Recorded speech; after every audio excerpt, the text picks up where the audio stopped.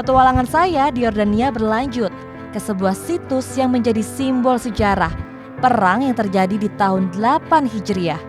Situs perang Mu'tah terletak di Jumadah Al-Ula, desa Mu'tah Karak. Perang Mu'tah adalah perang paling terkenal pada zaman Nabi Muhammad karena 3.000 pasukan Muslim melawan 200.000 pasukan Bizantium. Perang ini pecah karena dibunuhnya utusan Rasulullah yaitu Al-Haris bin Umar Al-Zadi dan juga gugurnya 3 sahabat Nabi yang ditunjuk sebagai panglima perang. Perang Mu'tah dikisahkan sebagai pertempuran paling sengit yang terjadi selama masa hidup Nabi Muhammad SAW.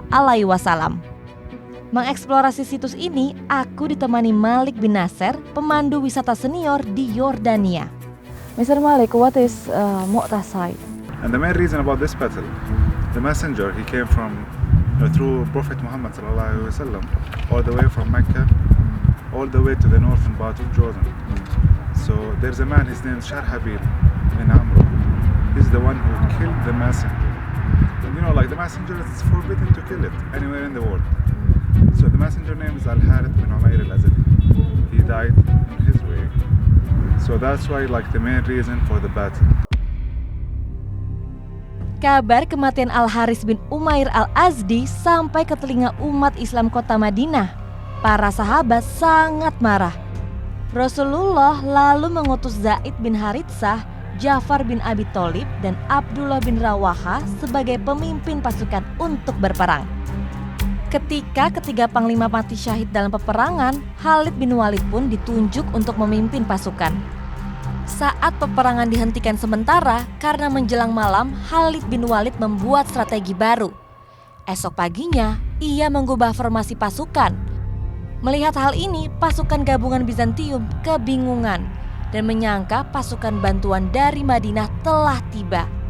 Mereka pun akhirnya mundur. Umat Islam pun berhasil memenangkan peperangan. Here all the way to the top of the mountains, as you can see the houses there, and even to the left side there's a small valley down there on the left side. So this is the eastern side. That were built by the Ottomans just as a memorial for the Battle of Mu'tah. So we call this one in Arabic Al-Mashhad. It's meaning the point of view or the memorial for the Battle of Mu'tah. So you're welcome. These ruins from the Ottoman time. Korban dari pasukan Muslim hanya berjumlah belasan, walau menghadapi pasukan yang 60 kali lebih banyak. Walau begitu, 3 panglima yang diutus Nabi Muhammad SAW harus gugur. Ketiga panglima dimakamkan di kota Al-Mazar Al-Janubi. Lokasinya lumayan jauh dari lokasi perang.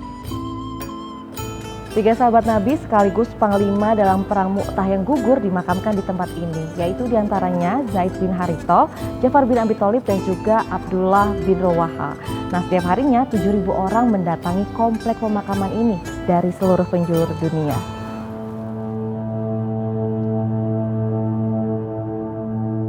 Makam Zaid bin Harithah terletak di lantai 2. Dibuat di lantai 2 karena dimakamkan di atas bukit sehingga bangunan mengikuti lokasi dimakamkannya. Zaid bin Harithah yang juga dikenal sebagai Zaid Maula Muhammad merupakan tokoh terkemuka di komunitas Islam dan satu-satunya sahabat yang namanya muncul dalam Al-Quran, yaitu dalam surat Al-Ahzab ayat 37.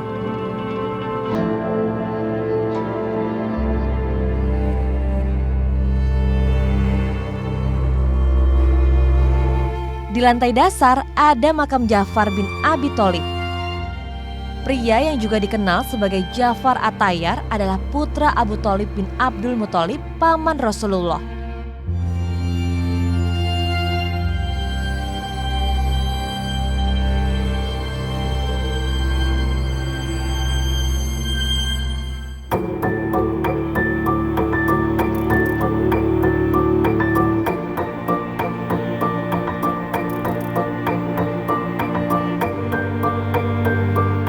Untuk melestarikan sejarah Islam, pemerintah Yordania telah merenovasi makam ini.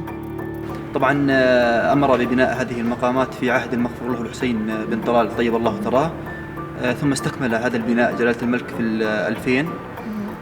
طبعا زي ما حكينا أنها تحظى في اهتمام ملكي تابع لوزارة الأوقاف والشؤون والمقدسات الإسلامية، اللجنة الملكية لإعمار مقامات الصحابة الأجلاء. Lanjut ke makam Abdallah bin Rawaha yang berbeda kompleks, terletak sekitar 200 meter dari makam kedua panglima sebelumnya. Abdullah bin Rawaha bin Tolabah adalah salah satu dari 12 wakil Ansor yang mengambil sumpah setia dengan Islam sebelum Rasulullah hijrah dan kemudian menyebarkan Islam ke Madinah. Dia juga termasuk di antara 73 orang yang berjanji setia kepada Nabi Muhammad di Madinah.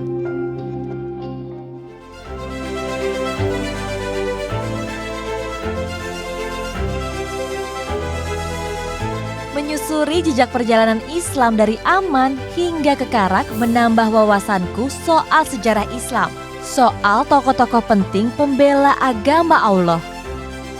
Yordania dan saksi bisu sejarah di tanahnya menanti Muslim Travelers datang untuk menguak kisahnya.